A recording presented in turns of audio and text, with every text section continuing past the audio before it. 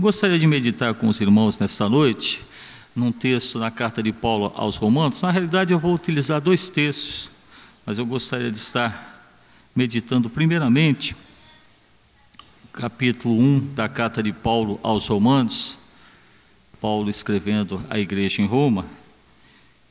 Ele, no seu capítulo 1, versículos 16 e 17, ele define o assunto dessa epístola que ele vai fazer, que ele está fazendo aos Romanos. É sempre bom nós entendermos que a carta aos Romanos ela é considerada uma Bíblia dentro da Bíblia, ok? Se você ler todos os capítulos da carta aos Romanos, você tem entendimento completo da Bíblia, assim como se fosse uma visão resumida que Paulo assim projeta. Mas nos versículos 16 e 17, ele já fala aqui qual é o assunto. Até para a gente entender essa carta de Paulo aos Romanos, na sua sequência, nós podemos dizer que ela é dividida em 6 partes. Alguns falam mais, menos, mas geralmente a gente fala de 6 partes que a carta de Paulo aos Romanos é dividida.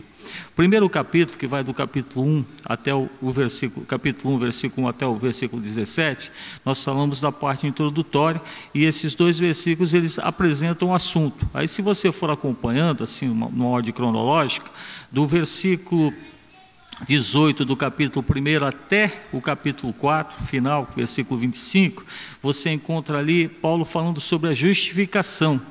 Aí, se você acompanhar do capítulo 5 até o capítulo 8, você vai ver salvação, sobre salvação. Já o capítulo 9, 10 e 11, ele faz referência à nação de Israel, aos erros de Israel por terem rejeitado o Messias. Aí os versículos finais são partes exortativas, que vão ali do 12 até o 14 e 15, e no final são as considerações finais que ele fala. Então é algo muito proveitoso, quando você tem esse entendimento pleno, que você tem praticamente um entendimento todinho do ensino da Bíblia só na carta de Paulo aos Romanos. Mas esse primeiro texto que eu gostaria de apresentar aos irmãos, que é o versículo 16 e 17, fala assim: porque não me envergonho do evangelho de Cristo, pois é o poder de Deus para a salvação de todo aquele que crê, primeiro do judeu e também do grego, porque nele se descobre a justiça de Deus, de fé em fé, como está escrito, mas o justo viverá da fé. Então Paulo já deixa bem enfatizado aqui, que a parte dele, o assunto que ele quer levar para aquelas pessoas é que a salvação em nosso Senhor Jesus Cristo, ela está aberta a todos. Ok? Ele fala aqui do grego e do judeu, ele está falando de todos, porque em Roma era uma miscelânea, ou seja, eram duas castas ali que serviam,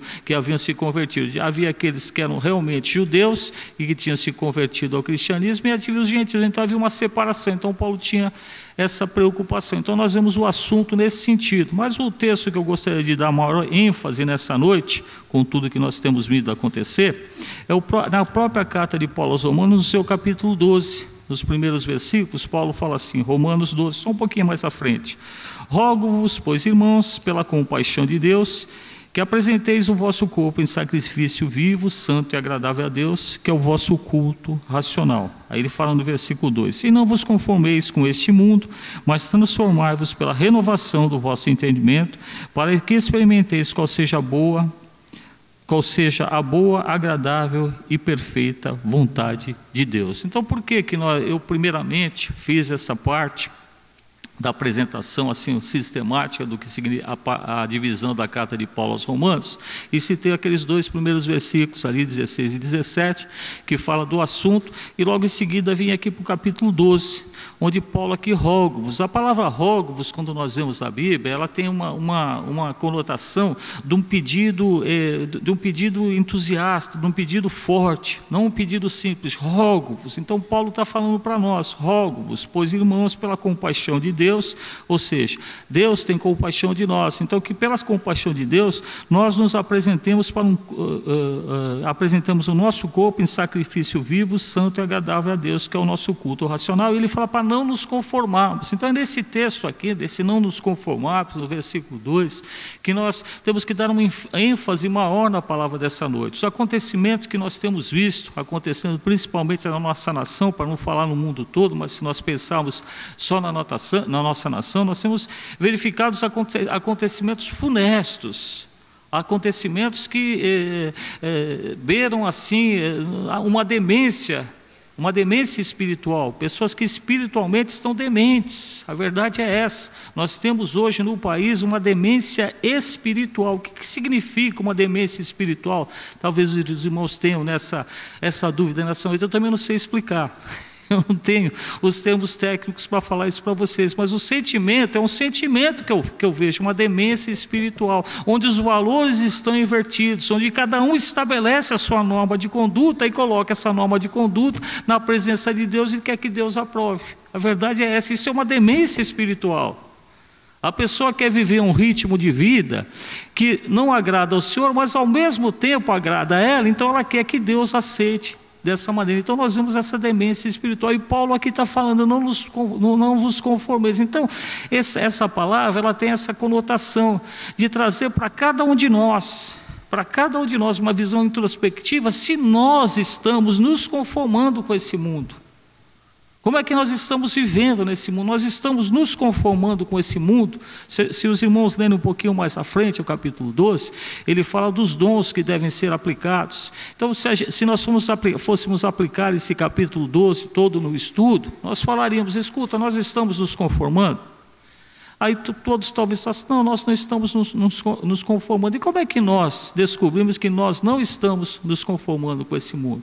Quando a nossa postura confronta esse mundo. Então é algo que nós temos que olhar para dentro de nós, para nós mesmos, e pensarmos, a minha imagem, a minha postura está confrontando com o mundo, ou estou passando desapercebido nesse mundo? A gente percebe que a gente não se conforma com esse mundo quando nós passamos a não passar desapercebidos, onde no nosso ambiente de trabalho, onde no nosso ambiente de moradia, nos nossos domicílios e nos locais que nós frequentamos, nós somos notados como pessoas diferentes. E diferentes em que sentidos? Talvez os irmãos falem diferentes assim, como se fosse um artista, como se fosse alguma pessoa que se destaca, aí chegou fulano, chegou ciclano, pessoas famosas. Não. Justamente quando Paulo fala aqui que nós não devemos nos conformar, e quando eu estou aplicando isso para vocês, meus irmãos, nós temos que ser notados como as pessoas não agradáveis a esse mundo. Nós não podemos agradar a esse mundo, a realidade é essa. É até um pouquinho forte o que eu estou falando aqui. Poxa, então quer dizer que eu tenho que ir para um lugar e eu tenho que ali ser sentido como uma pessoa desagradável? Não, não é essa a questão. Eu estou falando, naquele ambiente, você não pode agradar aquele ambiente, você tem que ser desagradável àquele ambiente. Então muitas vezes, você vai ter que se afastar desses ambientes. Então, isso é muito importante, nós entendemos o teor dessa exortação da parte de Paulo, porque isso aqui se prega muito, e não vos conformeis com esse mundo, antes apresentais o vosso corpo em sacrifício agradável a Deus, que é a boa, para que reconheceis a boa vontade de Deus. Então, isso acaba se tornando um jargão, não vos conformeis, mas será que nós não estamos nos conformando? Nós vimos essa enxurrada que nós tivemos essa semana aí, essa exposição, e eu falo que é uma exposição maldita. Isso é uma exposição maldita que teve lá no Rio Grande do Sul. E você vê pessoas fazendo a defesa daquilo, como se aquilo fosse arte, como se aquilo fosse proveitoso. Uma verdade, ali, se fosse aplicar a lei mesmo, ali nós temos inúmeros crimes cometidos ali. Apologia à prostituição infantil, apologia a várias situações totalmente desconexas da palavra de Deus, e as pessoas vêm com essa questão, e infelizmente nós vemos até pessoas do meio, de uma certa forma sendo um tanto quanto tolerante. Nós temos que ter um pouquinho mais de tolerância. Tolerância com o pecado, irmãos, tolerância, é isso que nós temos que ter. Então, é isso que Paulo está falando, não vos conformeis.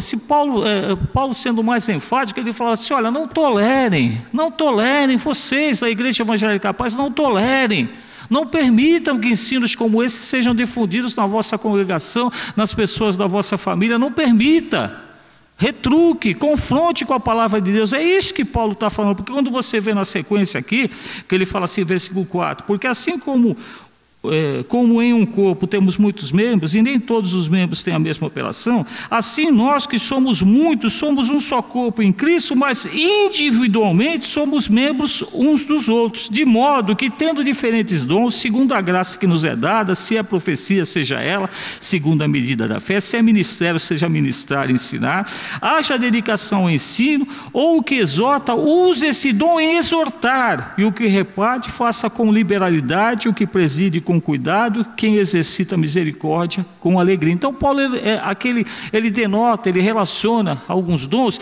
e aqui está a parte da exortação, está a parte de ensino, buscar o ensino, levar o ensino. Nós estamos nos conformando, nós estamos buscando esse ensino, nós estamos levando esse ensino. Como é que nós estamos nos portando perante a presença do Senhor? Porque todos nós um dia nós vamos prestar contas do que nós aqui estamos fazendo.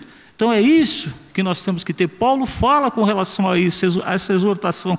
Rogo-vos, pois, irmãos, ele fala, eu imploro a vocês, irmãos, eu imploro a vocês, irmãos, que vocês, pela compaixão de Deus, que vocês apresentem o vosso corpo em sacrifício vivo, santo e agradável a Deus, que é o vosso culto racional. Nós temos que ter sim esse culto racional. O que é um culto racional? Nós temos o raciocínio mental, que nós cremos em nosso Senhor Jesus Cristo, apesar do reconhecimento ser no coração, a justificação se dá pelo coração e a confissão de fé se dá pela boca, como Paulo fala lá em 1 Coríntios capítulo 9, que se com o coração creres da justiça de Deus, somos justificados por nosso Senhor Jesus Cristo, e com tua boca confessares. Essa é a base da nossa fé, essa é a base da nossa confissão de fé, mas nós nos apresentamos de forma racional. Então não perca essa racionalidade, não seja racional somente no culto, seja racional também na sua vida. Tenha a racionalidade de poder confrontar, que ninguém está pregando, está incentivando quem quer que seja uma guerra nesse sentido, mas nós temos que ter uma postura correta, e nós só temos essa postura correta, meus irmãos, se nós conhecemos a palavra de Deus. Se nós não conhecemos a palavra de Deus, você não terá essa postura correta. É como se fosse um profissional liberal na área do direito, na área da engenharia, do que quer que seja.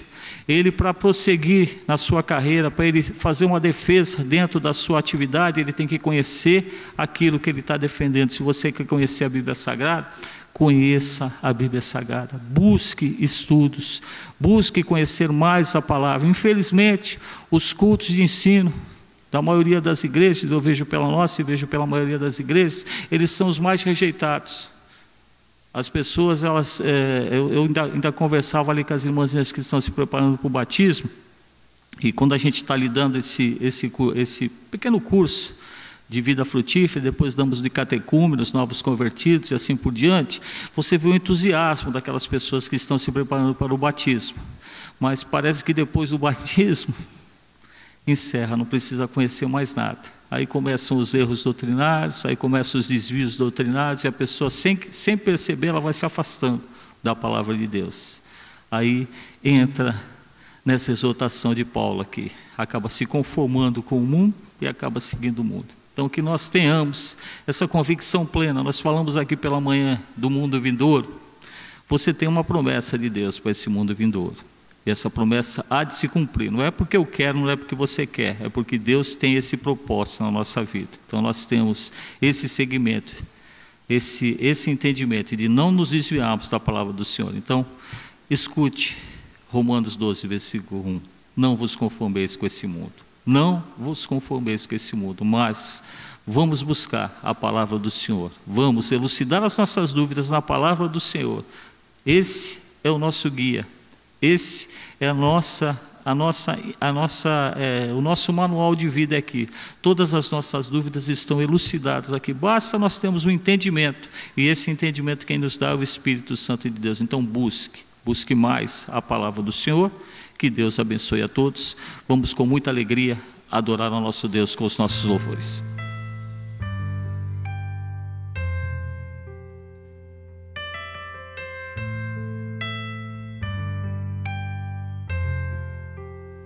Tu és o Deus dessa terra, Tu és o Rei deste povo, és o Senhor da nação. Tu és és a luz desse mundo, esperança para os perdidos. Tu és a paz para os cansados. Tu és. Ninguém é como nosso Deus. Ninguém é como nosso Deus.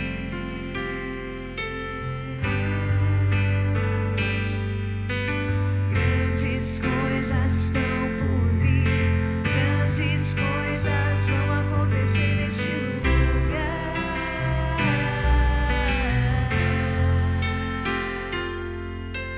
Grandes coisas estão por vir. Grandes coisas vão acontecer neste lugar.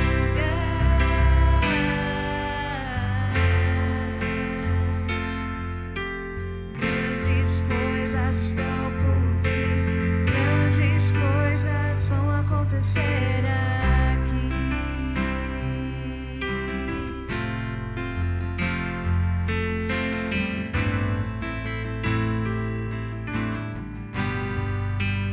Tu és o Deus desta terra, Tu és o Rei desse povo, és o Senhor da nação. Tu és a luz desse mundo, esperança para os perdidos. Tu és a paz para os cansados. Tu és. Ninguém é como o nosso Deus. Ninguém é como o nosso Deus.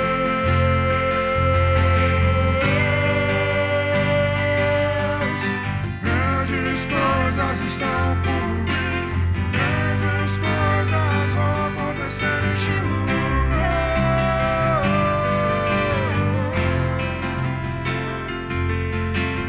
Grandes coisas estão por vir.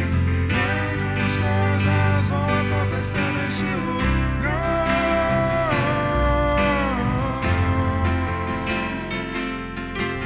Grandes coisas estão por vir.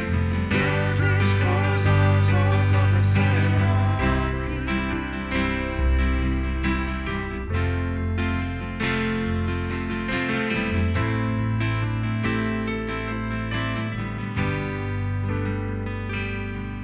Ninguém é como o nosso Deus. Ninguém é como o nosso Deus.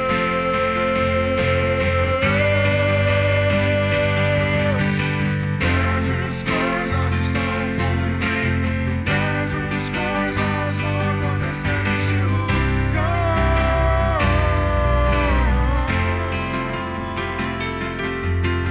Grandes coisas estão por vir. Grandes coisas vão acontecer neste lugar.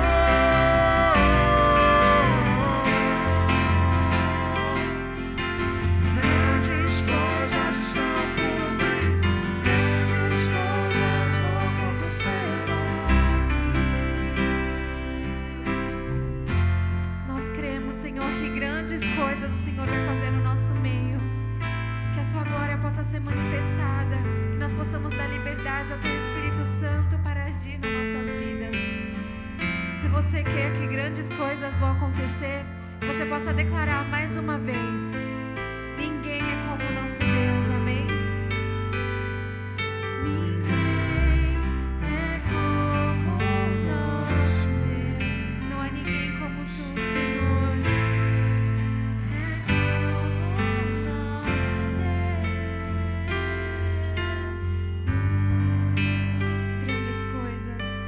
Grandes coisas estão por vir. Grandes coisas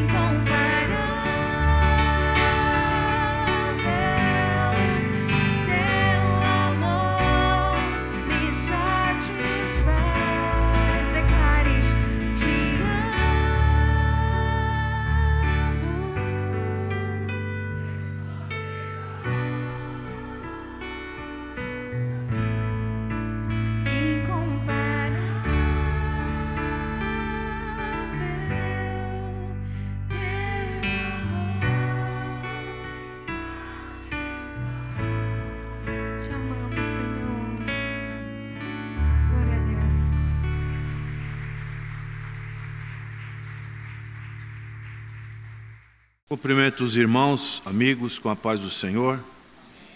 Vamos abrir nossas Bíblias no Evangelho segundo narrativa de João, seu capítulo 11, verso 1.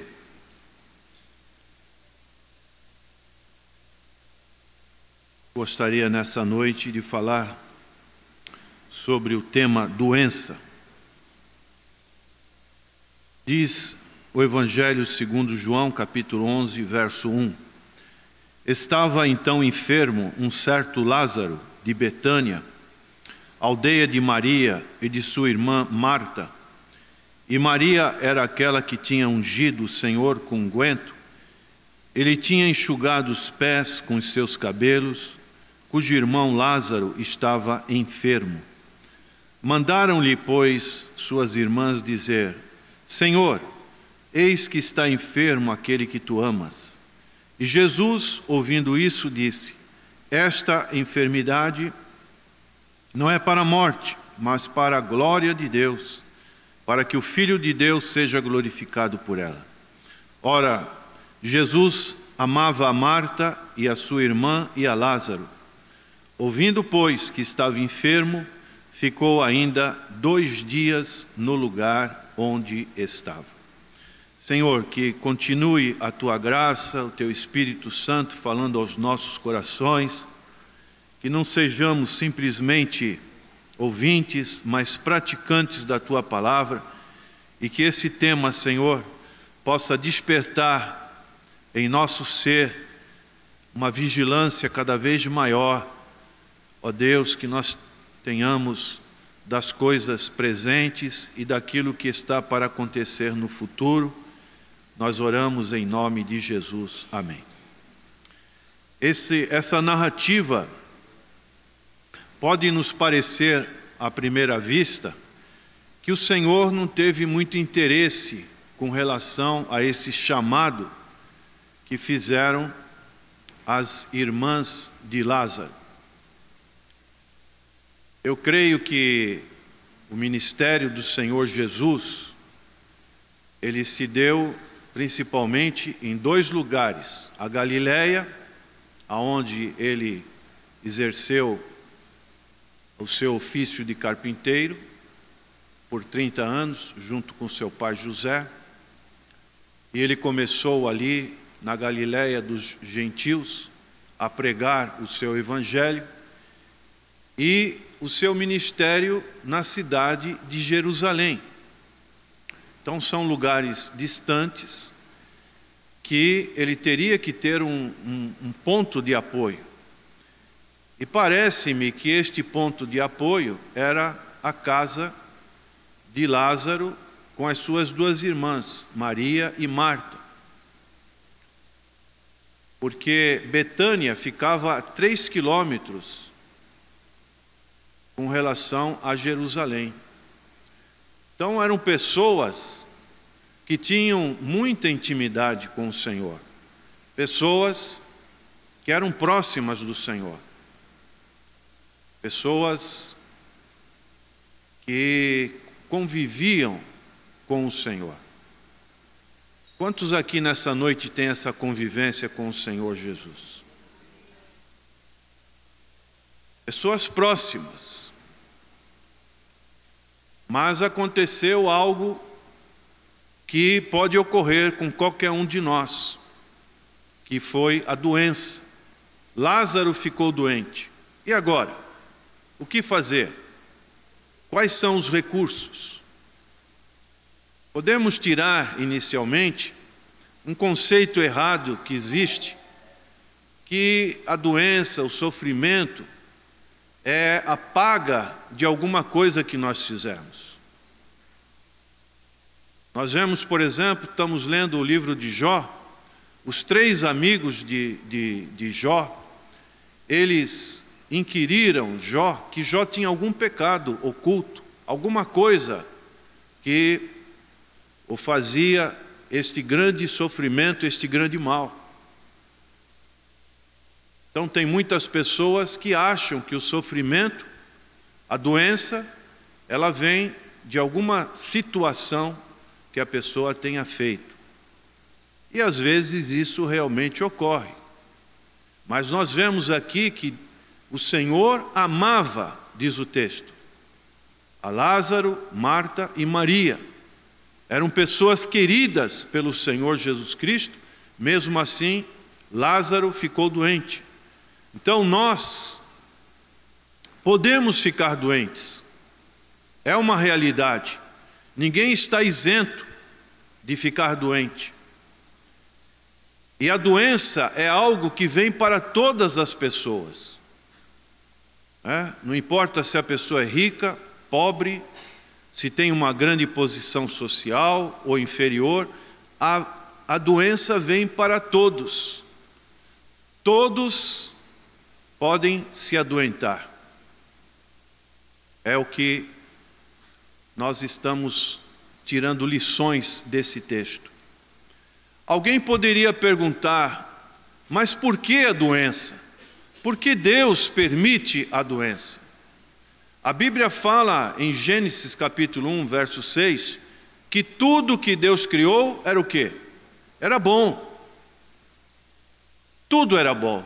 Mas com a entrada do pecado, a desobediência do homem, entrou o pecado, e com o pecado veio a morte, e a morte passou a todos. E uma das causas da morte é a doença. As explicações que nós temos se referem à queda do homem e à entrada do pecado dentro da natureza humana. Então nós temos que tirar lições, muitas das vezes, de acontecimentos que podem vir contra as nossas vidas, para que possamos encarar, se assim tivermos alguma doença, poder saber administrar esse tipo de situação. Então podemos ver que a doença, ela pode trazer não somente malefícios para as nossas vidas, mas pode trazer benefícios para a nossa vida. Quais seriam os benefícios que uma doença pode levar uma pessoa a ter? Ela vai pensar mais, de uma maneira mais séria, com relação à morte. Porque quando nós estamos doentes, quando nós passamos, por exemplo, por uma UTI, quem já passou por uma UTI sabe do que eu estou dizendo. Ficamos numa situação de inteira dependência dos médicos, dos medicamentos, dos conhecimentos, das técnicas cirúrgicas. Nós ficamos numa dependência de pessoas. E ali, naquela hora, o que será de nós? Será que estamos preparados para passar por outro lado da vida? Para essa viagem que não tem retorno? Então isso faz que nós pensemos mais seriamente sobre isso. Nós também, quando estamos doentes, nos ajuda a pensar mais seriamente em Deus. Muitas pessoas vivem de uma maneira como se não tivesse Deus. Não tem nenhuma reflexão para com Deus. Vivem o dia de hoje, comamos, bebamos, só se preocupam com as coisas do dia a dia. E quando chega a doença, essas pessoas, elas vão então refletir, elas vão ficar numa posição horizontal e vão necessariamente olhar para cima. E aí elas vão pensar: e Deus? Como eu estou encarando Deus nessa doença que eu tenho? A primeira vez que Deus falou assim profundamente comigo foi quando eu estive doente.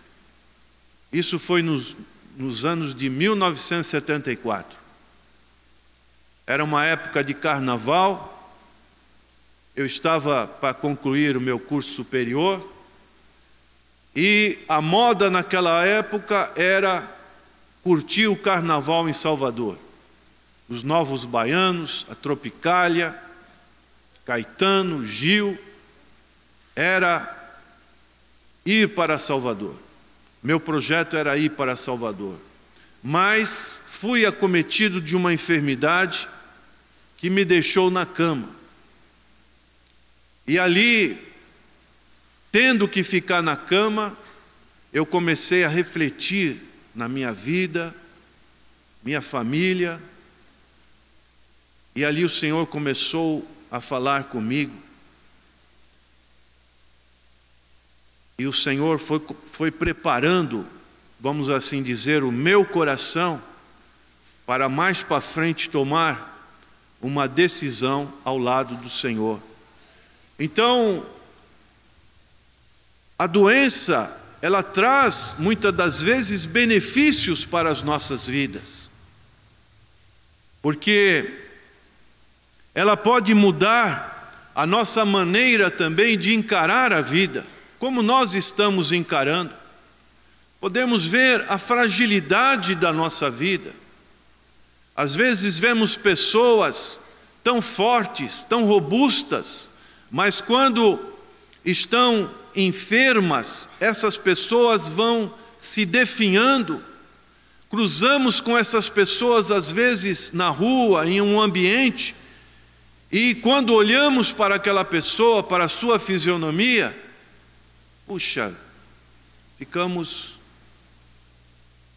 perplexos diante daquele quadro. Aquela pessoa tão robusta, tão forte, agora está fragilizada. E isso pode trazer mudanças nas nossas percepções com relação à vida. A doença, ela pode nos tornar mais humildes. Nós todos somos orgulhosos por natureza. Quando tem pessoas mais inferiores, muitas das vezes nós queremos menosprezá-las. Mas quando nós estamos doentes, nós somos nivelados, tudo no mesmo grau, porque todos nós ficamos na dependência de pessoas, ficamos na dependência de uma terapia, e podemos ver quanto nós somos frágeis, como nós somos pó, como diz o sábio Salomão. Tudo é vaidade das vaidades, tudo volta ao pó. Então são situações que nós temos que muitas das vezes enfrentar. Ninguém está isento disso. E a doença também, ela pode testar o nosso cristianismo. Como está a nossa fé? Qual é a nossa reação quando estamos doentes? Será que blasfemamos de Deus? Deus, por que permitiu isso comigo? O Senhor não poderia me livrar dessa situação? Foi o que aconteceu com o Senhor Jesus Cristo. O texto nos diz que o Senhor Jesus Cristo ainda ficou 2 dias sem tomar uma iniciativa. Aquilo poderia gerar no coração de Marta e Maria, do próprio Lázaro, uma contestação. Puxa, ele não está fazendo nada. Mas o Senhor tinha dito que esta doença, ela seria para a glória de Deus. Muitas das vezes pode acontecer isso conosco. Se estamos passando um momento de fraqueza, de doença, será que isso não é para a nossa vida ser melhorada, para que Deus possa usar a nossa vida para glorificar o seu nome. Quando Daniel foi jogado na cova dos leões, ali na corte do rei Dário, se você tivesse naquela situação de poder impedir isso, o que você faria? Você deixaria Daniel ou você faria com que Daniel não fosse jogado naquela cova? A nossa atitude seria de resguardar a vida de Daniel. Mas Deus permitiu que Daniel fosse jogado na cova dos leões. E ali foi um teste. E Daniel ficou ali um dia. E o Senhor deu vitória para Daniel. Quando Sadraque, Mesaque e Abidnego foram jogados naquela fornalha de fogo, não poderia Deus impedir que os seus servos fossem jogados ali na fornalha de fogo? Sim, mas Deus permitiu que Sadraque, Mesaque e Abidnego fossem jogados na fornalha de Nabucodonosor. Mas quando eles foram jogados na fornalha de Nabucodonosor, o Senhor esteve ali com eles.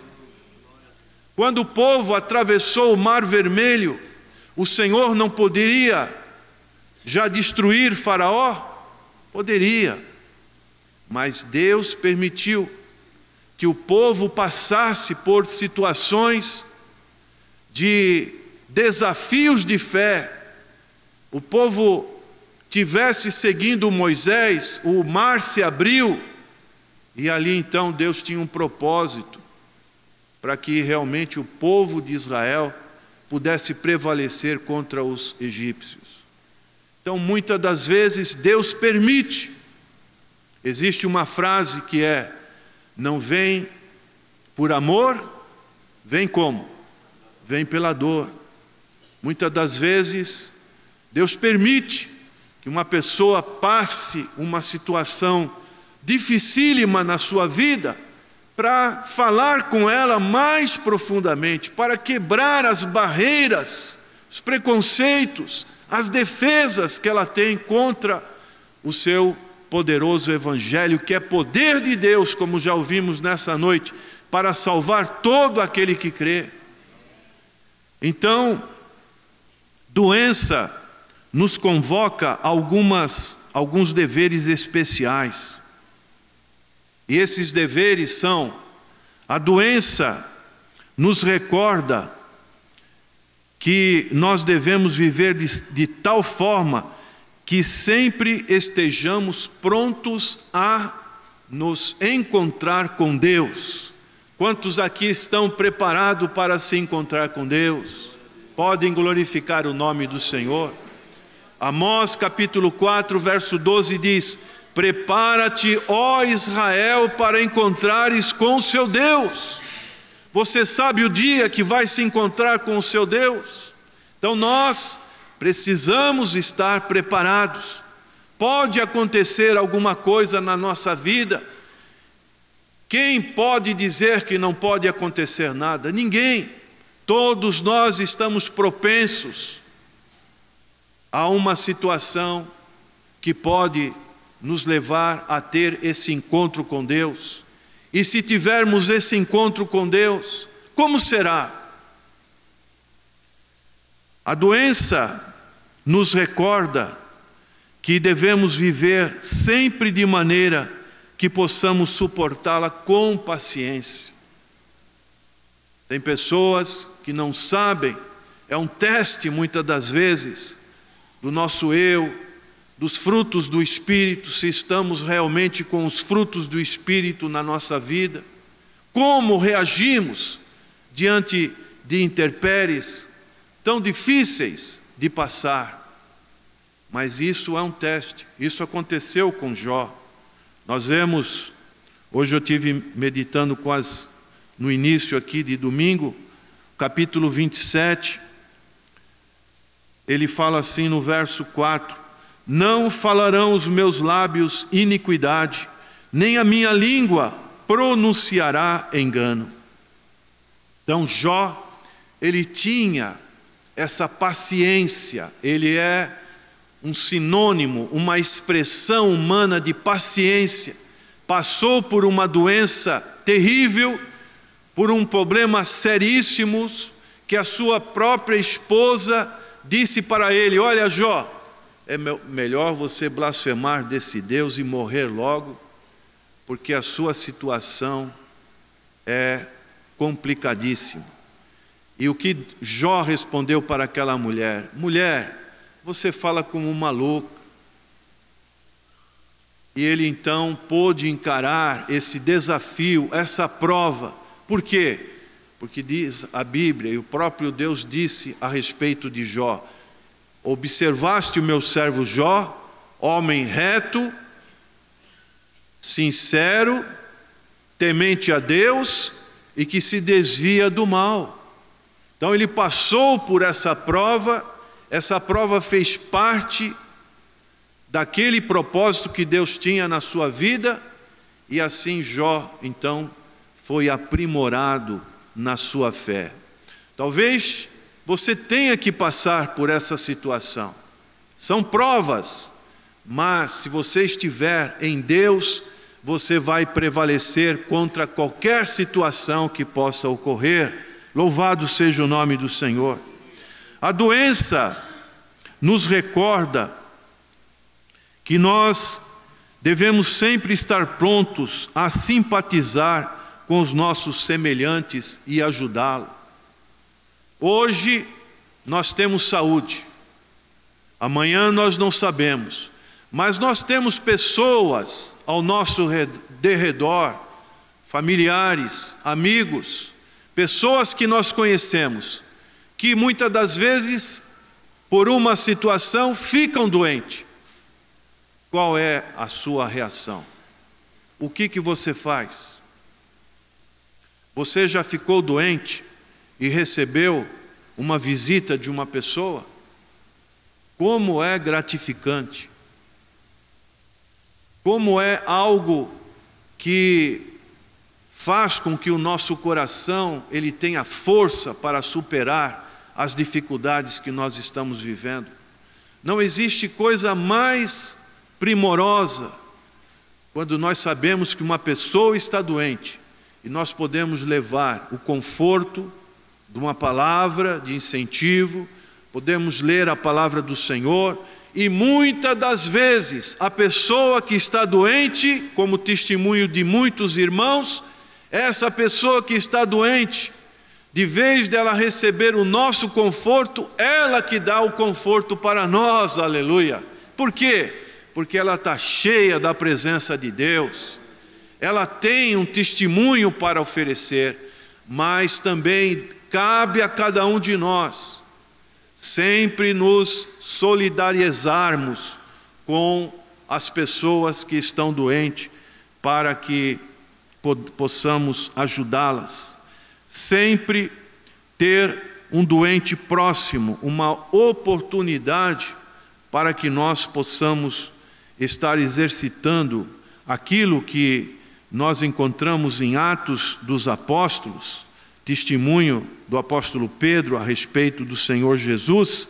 Ele diz assim, Atos 10, verso 38, como Deus ungiu a Jesus de Nazaré com o Espírito Santo e com virtude, o qual andou fazendo o bem e curando a todos os oprimidos do diabo, porque Deus era com ele. Aleluia! Então o Senhor Jesus, ele esteve neste mundo e ele se preocupou com aqueles enfermos, com os doentes. E no capítulo 25 de Mateus, no seu verso 36, no final do sermão profético, o Senhor diz assim, estava nu e vestiste-me, adoeci e visitaste-me, estive na prisão e foste ver-me. Então, irmãos, quando tivermos oportunidade de realizar esse conforto para as pessoas, isso é muito importante. E outra coisa, enquanto estamos com saúde, devemos investir, empreender o nosso tempo nas coisas de Deus. Porque nós não sabemos o dia de amanhã. E se você ficar doente amanhã? Você tem o desejo de servir a Deus? Você tem o desejo de servir a Deus? Então sirva já no hoje, não espere, não procrastine essa decisão, sirva hoje. Hoje é o dia de servir ao Senhor, porque amanhã ninguém sabe. Eu me lembro de um irmão, lá no início da igreja, ali ainda estávamos na Rua Goiás, e ele ia muito de domingo de manhã, o irmão Paulo. Esse irmão Paulo, ele era muito evangelizador. Ele evangelizava muito com o pastor Natanael, fazia visita. E ele sofreu um AVC, que é um derrame. E ele ficou meio paralisado. Sua boca ficou torta. E ele andava com muita dificuldade. Então, aquele homem, quantas vezes eu escutei ele dizer: puxa, agora que eu queria fazer o trabalho da evangelização, eu estou com essa dificuldade. Então, irmãos, procure fazer o trabalho enquanto você está com a disposição, enquanto você está são, porque você não sabe o dia de amanhã. E dessa maneira que nós possamos então, como já ouvimos nessa noite, oferecer o nosso corpo como sacrifício vivo, santo e agradável a Deus, e não nos conformar com este mundo. Que possamos ter um entendimento correto da palavra do Senhor, especialmente nessa área tão importante que é a doença.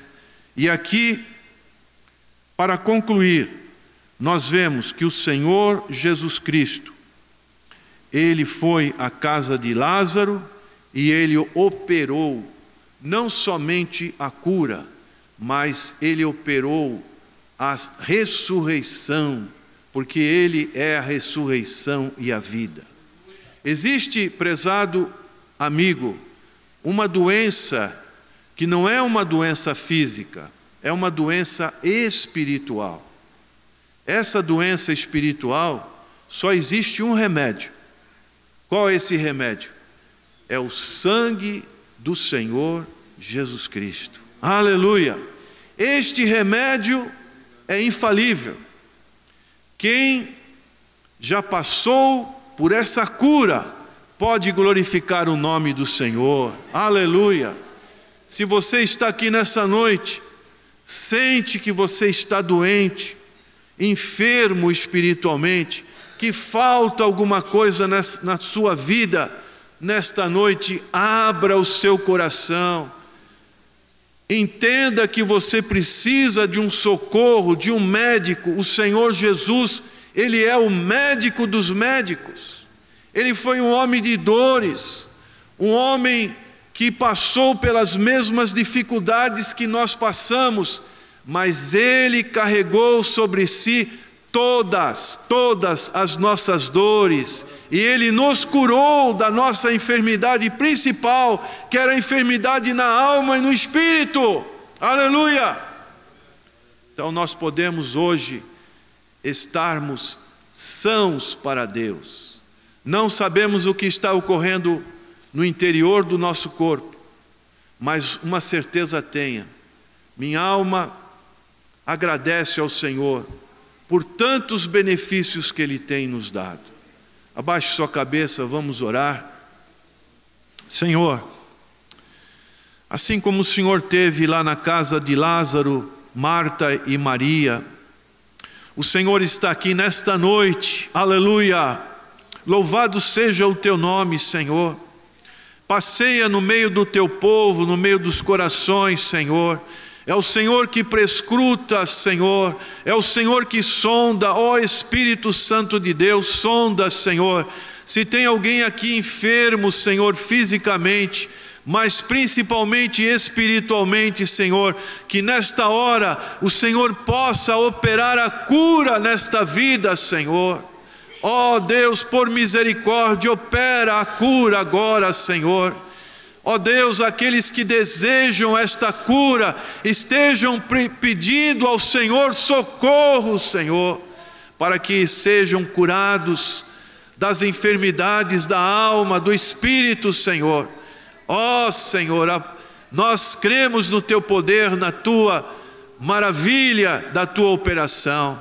Então, ó Deus, nós só estamos aqui para Te bendizer, Te agradecer, Senhor, por cada irmão, por cada vida que está aqui nesta hora. E nós oramos agradecidos em nome do Senhor Jesus. Amém. Receba a cura e viva.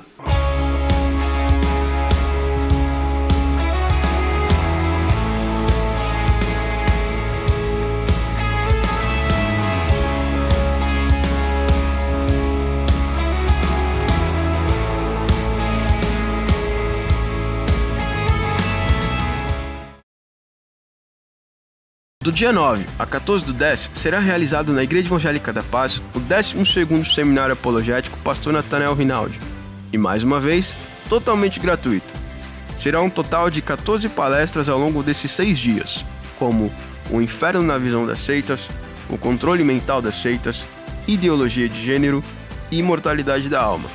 Vou citar aqui alguns palestrantes: Pastor Natanael Rinaldi Filho, Pastor João Flávio Martinez, Pastor Paulo Sérgio Batista e Pastor Paulo Cristiano da Silva. É claro que terão outros palestrantes, mas para mais informações ligue 3232-4337.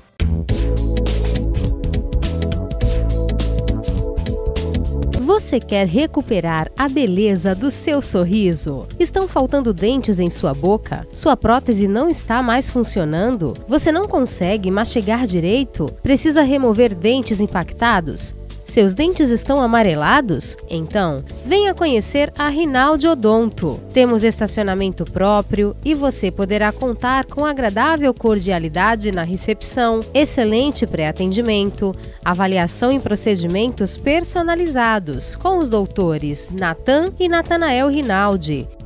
Processos de implantes, extrações e cirurgias, tudo com aparelhos de última geração. Nossa satisfação é ver você feliz, com um sorriso bonito e saudável. Venha conhecer as nossas clínicas. Acesse www.rinaldiodonto.com.br. Telefones na Clínica 1 3233-2540, Clínica 2 3203-2464. Na Rinaldi Odonto, você recupera a beleza do seu sorriso.